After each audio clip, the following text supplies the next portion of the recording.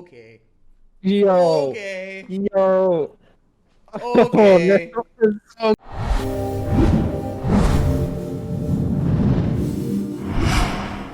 You got moves. Ladies and gentlemen, welcome back to the GFC. To everyone watching at home, thank you so much for tuning back in with us. We sincerely appreciate it.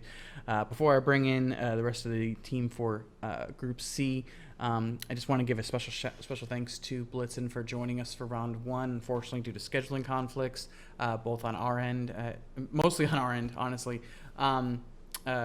We were just unable to bring her back for round two, so I will be stepping in and doing her part for the traits judging. But we do have Vincent Van Flo back with us.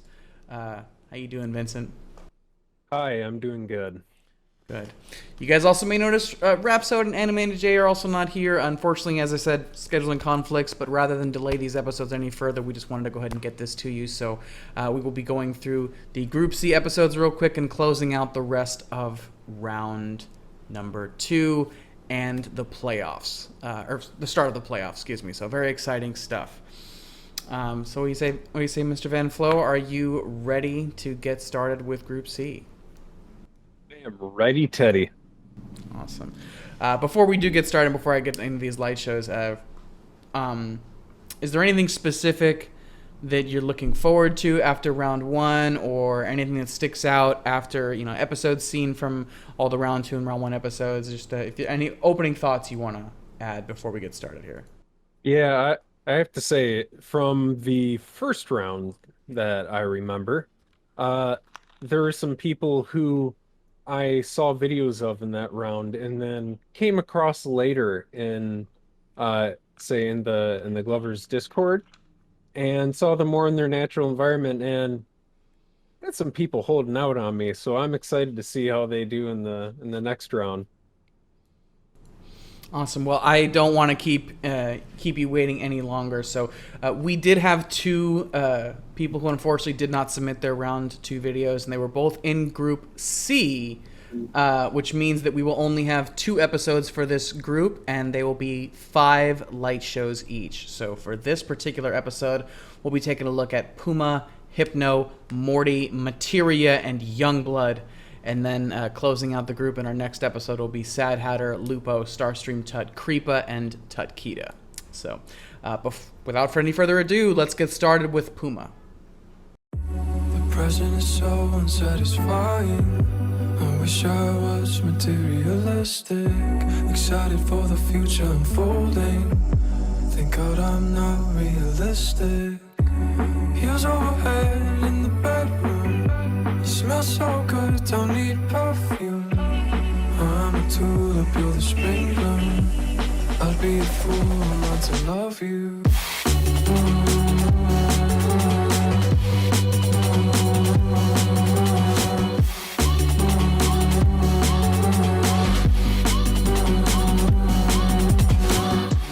Headed down, I see a green light. Block after block, nearly sunrise.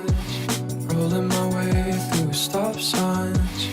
Pinned down by jealous minds. Heels overhead in the bedroom. You smell so good, don't need perfume. I'm a tulip, you're the spring bloom. I'd be a fool not to love you.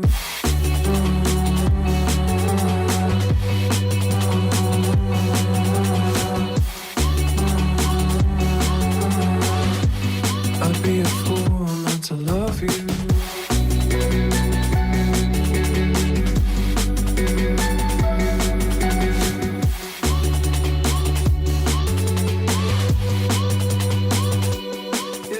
All right, and that was Puma. So that was a super fun show to get started with. I don't know about you, but one thing I want to start on the positive side is it just again I thoroughly believe that was a perfect show to start with. Just kind of like very fresh. Like I feel like I just had like a refreshing like cucumber water like by the beach or something after watching that show. Yeah, that was definitely a good starter. I'd say this is one of those things where it's like I like the show, but I know he's doing better in your category than in mine. So, it's Yeah. a little different when you're looking through the lens of like a very limited set of categories, and you Mhm. sort of block out the others. It's a kind of a strange thing as a judge, but uh, yeah, I I like the show. Um, the I'd say the the when it comes to difficulty concepts, you're kind of at where you're at. He stuck it to a good, comfortable level for him. Um, uh, Use of space is better than average. Cleanliness, I'd say, was better than average, but there were definitely um multiple things that I would say he'd have to clean up, but I don't want to spend, too much time into it. Yeah, you can always ask me, in the Discord. Always want to get people in there. Yeah, absolutely. And well, I do want to I do agree there was a lot going on, and there was a lot of comfort, especially on my side of the scorecard.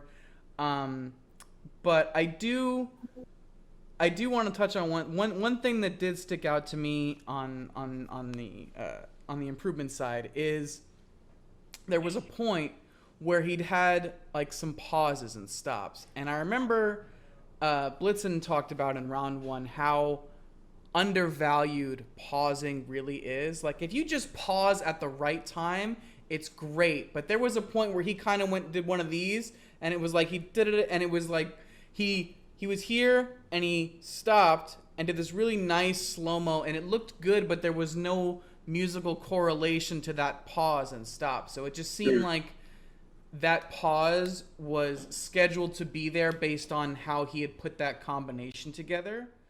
Yes. I know exactly what you mean. And because pauses, they can convey a sense of being very deliberate, but when it's not thrown into the music, as you said, it's more of like part of the move than it is a like a natural reaction to the song. Yeah, and I also definitely I want to talk about the delivery here because um, while there wasn't a whole lot of hard hitting delivery moments, there was a whole lot of oh aha oh okay oh all right that's going on, that's cool, that's fun, and there was Yeah.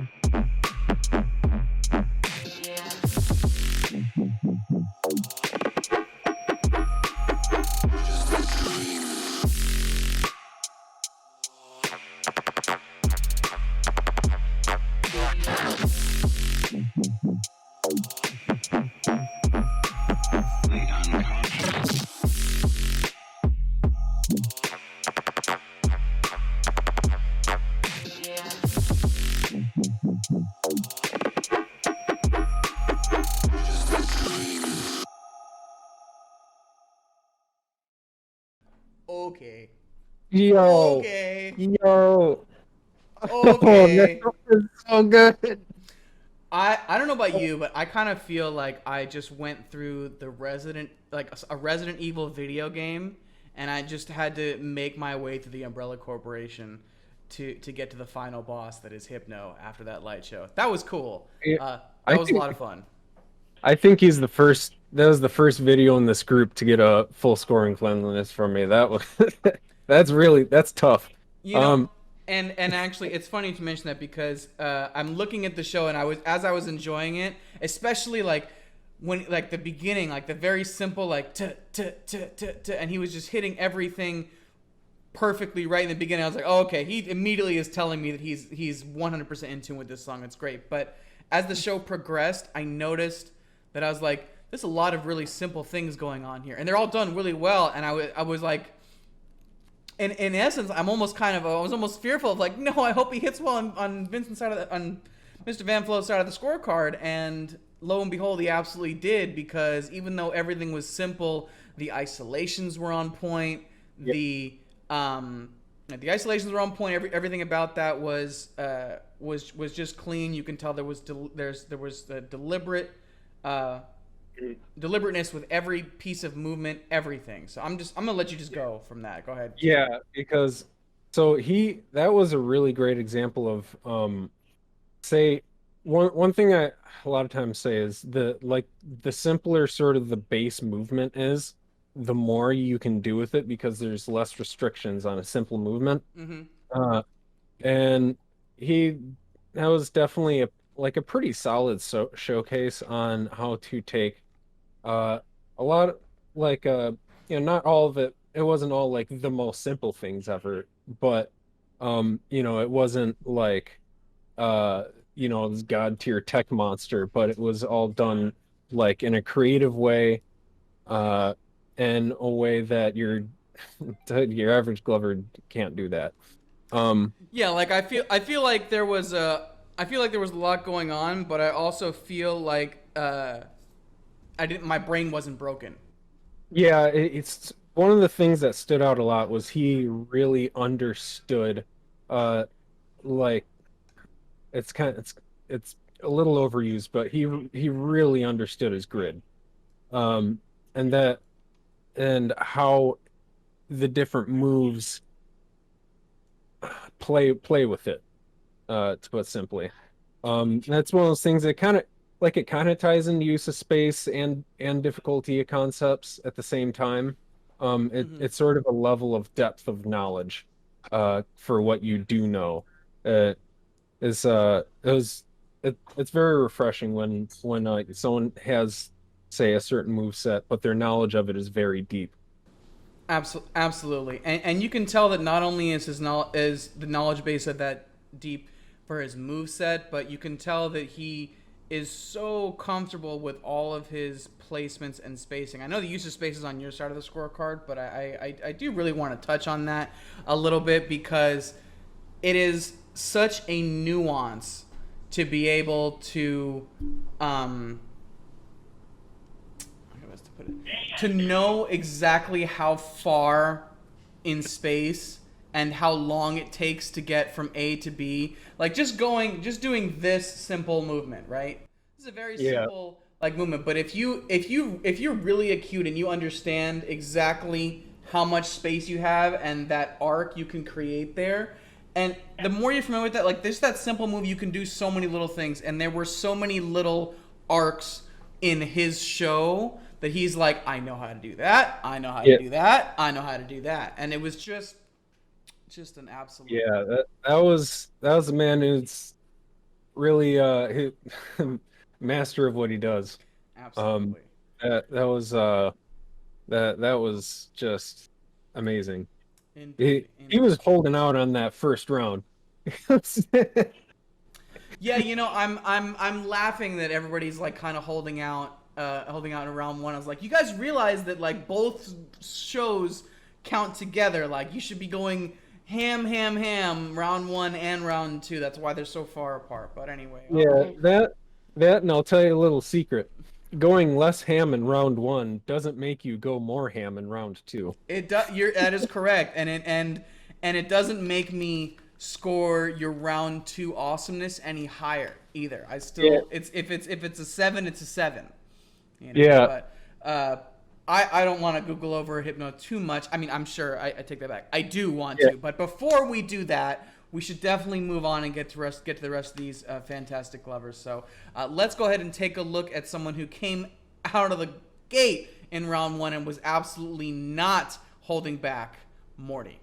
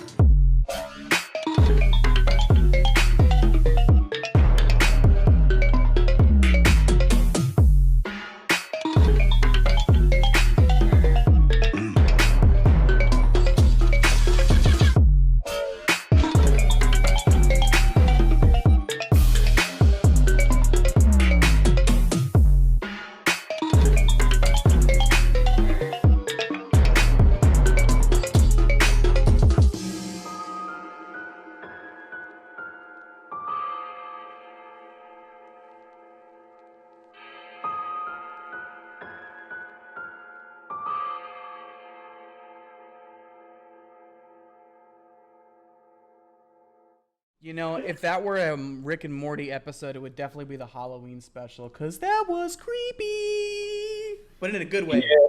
That was great. Yeah, this man's a little tech monster. I have officially reached the point that I'm now over the hill, because there are so many concepts in there that just went way over my head. Holy smokes, that was insane. I also, a very funny nod. I don't know if you picked this up, but the position that he started his hands in is the same position he ended his hands in the last round. Oh, I didn't notice that actually. Now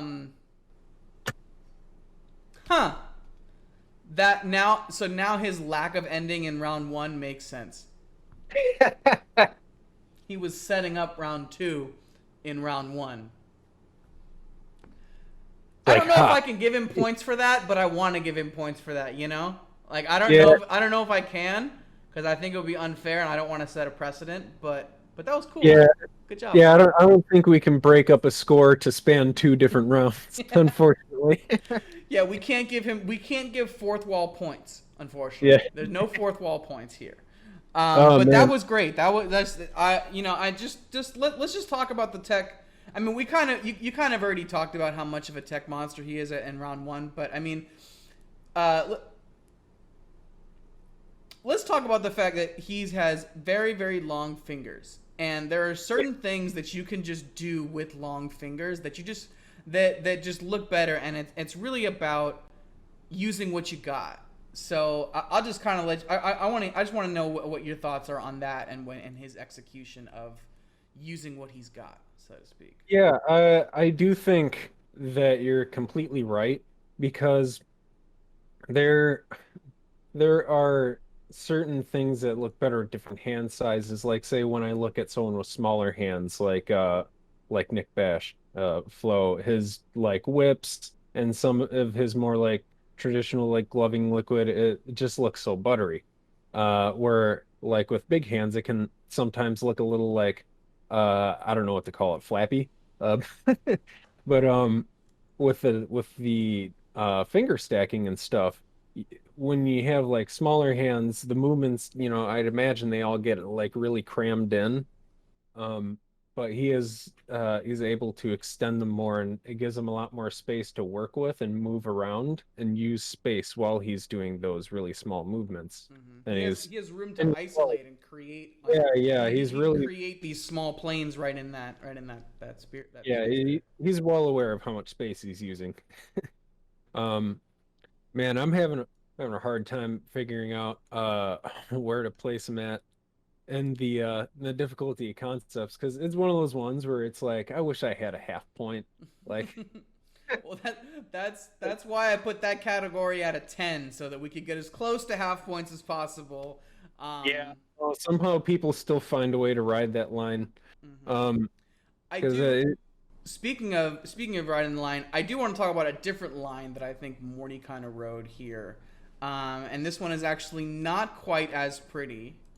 And that is, I think that he traded some of his, I think he traded away some musicality and some pacing of the show for executing a lot of those things. Like, there were just a couple points where I feel like I was following his moves more than the song, and I definitely wasn't hearing the music from his hands, right? I think Jess talked about that in Group 2 or Group A. He talked about there's a threshold where you're when you're past the threshold, the music is coming from you, or you're creating music versus you are reacting to the music. And I don't feel like Morty crossed that threshold. No, it was very much, I feel like a technical showcase. It's I'll tell you what, no, talking about a 10, if someone threw a 10 or anything bordering on a 10, you'd probably I'd be out there. I'd be doing this. I'd be scratching my head, and like I'd probably be looking at my hands, trying to go, maybe I could do it. Yeah, I'm thinking that I've that seen was some kind of shit. cool. Yeah, that's not bad. But solid show all around. Like I said, solid, great show. Like I said, there are few people who can do what Morty can. I'm very interested to see if Morty does make it through, to see if maybe we can, if he can get to a point where he can face off against one of our other contenders who also happens to have really long fingers. But we'll see about that next in the next contenders round. There's actually a really interesting little thing with the cleanliness that I like to point out. So you know how when he started his show, for one, I'm not going to talk about the angles. There's a couple times where he shook a little bit, but when he had his fingers in the 45s, you notice it was really clean. It was all like this, where you see the fingernails sort of facing outward. You can see the flats of the lights. And then there were other times where he got a little more into his moves, and now he's paying more attention to, doing harder stuff, and then now you see some old habits come back in and they curve more like that, and now you can't see the lights. That's one thing to look out for a lot when you're doing a move like fix 45s, and that's also one of those things where when you're not using lights you can get away with doing that, but when you use lights, holy moly, you got to be nitpicky. And and that kind of just ties back into that trade-off that I was talking about trading musicality for concepts. It's one more thing that he's kind of doing that same thing. So I guess for those watching, general piece of advice to take away from that rather lengthy discussion on that show is specifically to find balance. Know that everything you do, committing one way or another, is a trade-off. So just make sure that you're getting the better value on that trade. But anyway, let's go ahead and move on and take a look at Materia.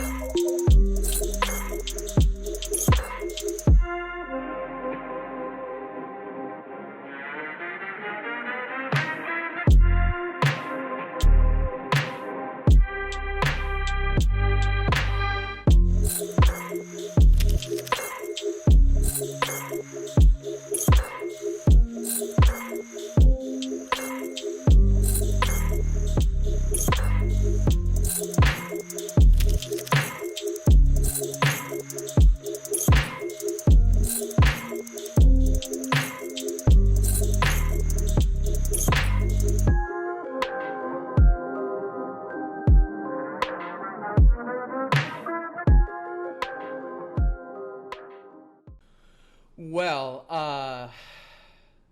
I mean, that's Materia. We all kind of, yeah.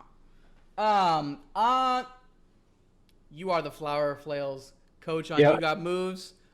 He is the Whip Olympian. I'm just gonna let you talk. Yeah, I do have some specific things to say about that one. There was some things he was doing when he was trying to do some of his more complicated flails where has stuff in opposite directions going along like that. And one of the things that I would say is, part of it might be because of like the wide angle camera and all of that stuff, but that is what we're judging. Is I don't know if this is what the eyes would see or not. But he was doing things in such a way that often it was like his body was hiding what the hands were doing. And it's like, these are some good flails, I'm sure, but it doesn't help that, it's blocked out, either sometimes going a little bit out of frame, or it's like hidden here, like behind the arm and all that stuff. And it's there when you're doing these big moves with flails that take a lot of space, and you're changing between, we call this like a buzzsaw plane versus like a wall plane, and you have to figure out how to do your moves in such a way that um they can be completely seen. So And real quick for those at home who have never heard the term buzz saw plane, yeah, can you briefly? okay. Thank you for stopping me in my little jargon there. I will explain. So in Poi, there is a simple move called the buzzsaw. So that we have something called, like, it's sometimes called the buzzsaw plane, which is basically when your arms are in front, sort of in front of your chest, spinning this way in whatever direction, but it's in between the arms and in front of your chest. Oh, okay. Um, So it refers to like either a split time or a same time, but basically with a side profile view of sorts, yeah, kind of. Is that yeah, what we're? it has nothing to do with the timing. It has nothing to do with the direction. It's about where you're doing it. I see. Okay. So Yeah. doing something in front of you, while doing something in Yeah, front of you with your audience to your profile view. yeah, and that's different from like here and here. That has to be both in between. Okay. Like it's in between the arms is where that plane is, versus a wall where it's like you're facing a wall. Like it's the wall in front of you. I understand. Um, Okay. But yeah. I'm sorry. So, Continue. Go ahead. You want? Did you have any more you wanted to add on to that? mm, uh, let's see. I would say, that this isn't the best Materia show I've seen. Unfortunately, I've seen. Ooh, controversy. Oh yeah, big controversy. Give me that. Yeah, give me the drama, boy. But yeah, I've definitely seen uh, like significantly better. Which not every show can be your best. Um, but it was good, and I heaped praise on him the last one, but this one I Moves and flow patterns, which I think may have been repeated. Or not repeated, but it looks like he kind of like veered into the same place for part of combos and then veered back. But the musicality, especially that womp womp womp womp womp womp, like that, and playing with that with different sounds and making sure that you stay connected to that sound throughout different points of the show, absolutely perfect. Just well, not 10 perfect, but yeah. perfect in executing what he was trying to do for that particular sound. That the idea of nuance, and I'm gonna say that so many times in these episodes here. Nuance, nuance, nuance, nuance. It's the subtlety of showing how acutely aware you are of everything in the song and acutely aware of everything he's doing, right? You can tell that he has, again, absolute, utter confidence in every cell of his body, knowing exactly where and when it is, and being able to tune that in with the song beautifully is just fantastic. And Materia's showmanship really does speak for himself. He really he's a showman. He's a performer. Anybody that knows him knows he has a theatrical background, and if you didn't know that, you wouldn't have to, because you could see it in his light shows and in his demeanor, his posture. Everything just kind of comes through.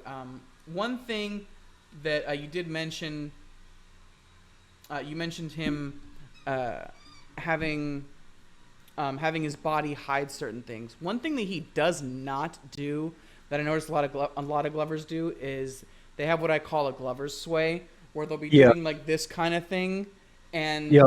when they're doing whips and they have that sway going on, the problem with that is that sway creates variance. Right now, when you're doing this whip, you're doing it this way instead of doing it here. Right? If you're swaying back and forth, you're going back, and all of a sudden, and also the angle of which that your hand is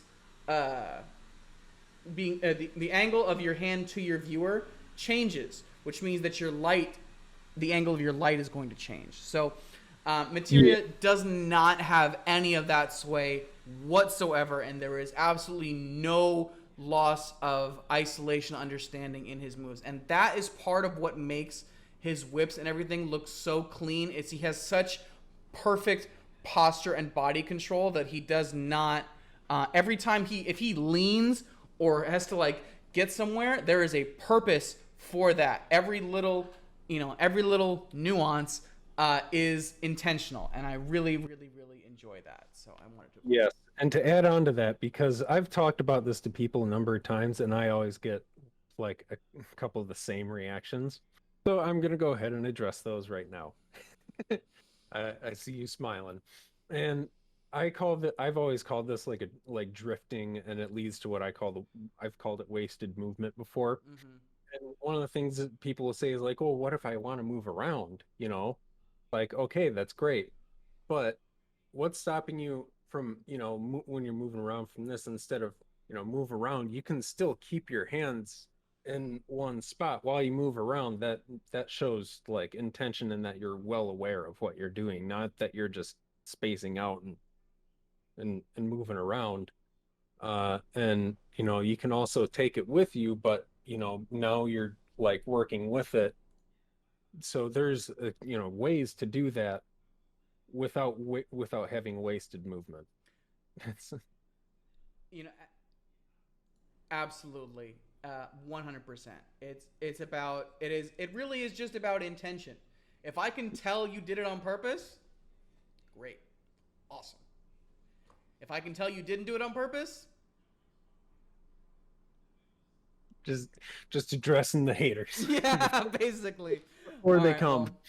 Well, speaking of the haters, this next gentleman gave me a slight bit of hate. Not really. We're great friends, and I love him. For not being a main event last round, because he is absolutely 100% a main event. So, without further ado, ladies and gentlemen, Youngblood.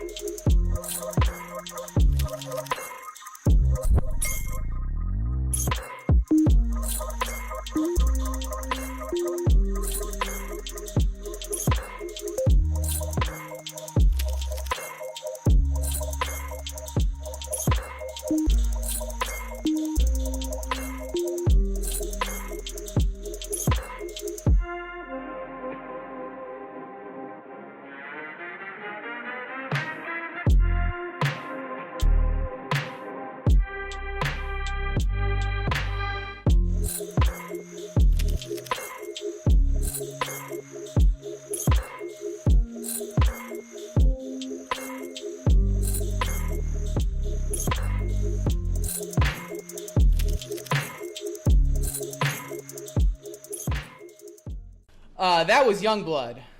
That was a wonderful show, and I know that a couple times we've gone to the point where we end up putting two people who use the same song back to back, and it's never intentional because we don't watch the shows beforehand, but it always is interesting when it happens, and it's even more interesting that it's Youngblood and Materia, who are very good friends. And who both hosted the Whip Olympics together, and who could not have given more different shows to that same song. Yeah, that was really good. And I don't want to spend the whole time making comparison things. So before we go down that rabbit hole that I know we can both easily do if not unchecked, I really want to bring about one specific liquid pop that he did, with about, I don't know, 20 to 30 seconds left or so in the show. He was just this really super clean pop right over in the corner, and it was just absolutely perfect execution. And that move, along with a couple of things, really just encompass like, oh yeah, I know exactly what I'm creating. There is absolutely something tangible in front of you now because I put it there, and that's cool. Yeah, there was definitely, let's see, word of the day is nuance. He had a lot of moves that um I want to say like you see a lot of people use, but not in a bad way because he's one of the people that influenced a lot of people. Mm-hmm. 100%. So, um, he, and you can tell that a lot of other people look at him because he does a lot of the things that other people will do, but the way he does it has a lot more nuance to it. I was gonna say nuance. Nuance. Oh, I was gonna say nuance. No, I was gonna say nuance. But but yeah, his execution was very good. I definitely the way he was able to use his space was with what he was doing was the strongest thing for me. Um like say for instance that there's I can't remember exactly what it was, but I saw that he was moving out of his hand somewhere and he like drew some diagonal lines and was able to like follow that and it was fairly simple, but it was done in such a way that you could kind of tangibly see that line that he created. It wasn't just this moves and this moves. It was there is like a solid line there. I think his isolation and rails and the rails he created were just A1. It just really speaks to that, and it like you said, he really just put something tangible out there. 100%. You know that only comes from doing those things thousands of times. You can't do this and have it line up just right unless you've done it like 10,000 times. I'm not even lining up right. That's pretty sloppy in my book. But it ain't bad, you know? It ain't too bad. But like that takes thousands of times doing it really slowly. So if he's not, you know, I mean, like you said, he's doing moves that other people have done, but you can tell there is another level to how he does them. There is so much nuance that he it's effortless. He's, you know, guys walking between raindrops, effortless. But it just hits different. It does hit different. But I'll tell you one thing that did not hit differently, and it hit me in a very familiar and sour way. There was one moment that I was kind of when the song dropped off after the breakdown and came back, and it slowed back down. You could tell that he adapted to that musically, and that right there is huge. I would rather him almost ignore it completely and pay attention to something different to the song than try to catch it afterward, because I've done that myself and it never looks good. You catch it afterwards. By trying to catch it afterwards, you actually end up drawing more attention to the fact that you missed it. It's better to I forget what the name for the rule is in theater, but it's so much better to just pretend like your mistake was on purpose than to actually go back and try to fix the mistake. Yeah, just ignore the fact that it happened entirely. Yeah, exactly. Just like, oh no, I meant to do that. I meant to. Yeah. Yeah, you just play it.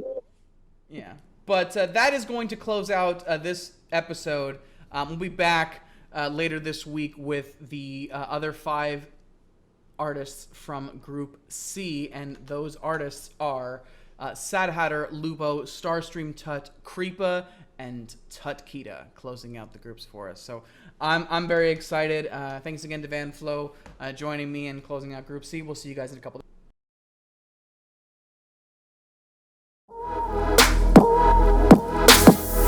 There's something new.